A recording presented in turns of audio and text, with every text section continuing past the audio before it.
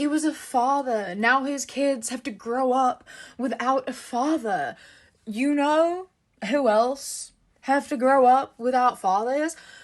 Tens of thousands of kids in Palestine. And you're sitting here not saying anything about that at all. You know who else has to grow up without fathers? Countless other people who have lost their fathers to gun violence because of people like Charlie Kirk, what he votes for, and what he travels the country telling other people to vote for. I'm not going to sit here and pretend that him being a father makes any difference at all to his value as a person.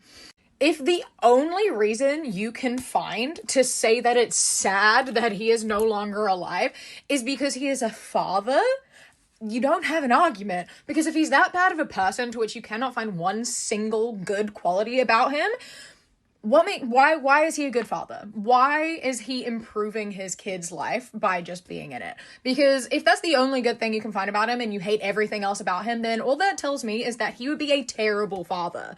Because you know what's worse than growing up without a father? It's growing up with a father who says that if you were impregnated at 10 years old, he will make you carry that pregnancy to term and give birth. You know what is worse than growing up without a father? It's growing up with a father who says that he thinks all gay people should be stoned to death because what if one of his 2 kids were queer? Then what? How's that going to make them feel? He thinks they deserve to die for that. You know what's worse than growing up without a father? It's growing up with a father who thinks that you, as his daughter, is worth less than your brother.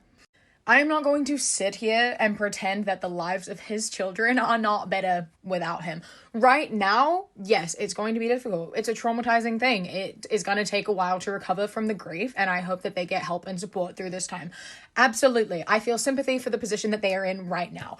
Did he deserve to die? No. I don't think anyone really deserves to have their right to live stripped away from them, but I'm also not upset that it happened.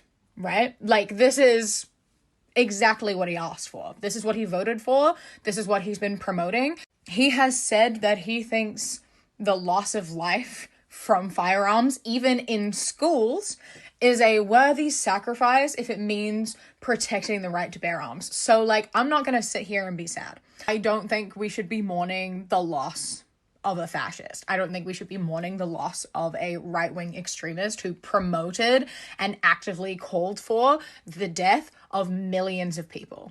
I'm not going to sit here and mourn for him, and I don't think any of you should be either.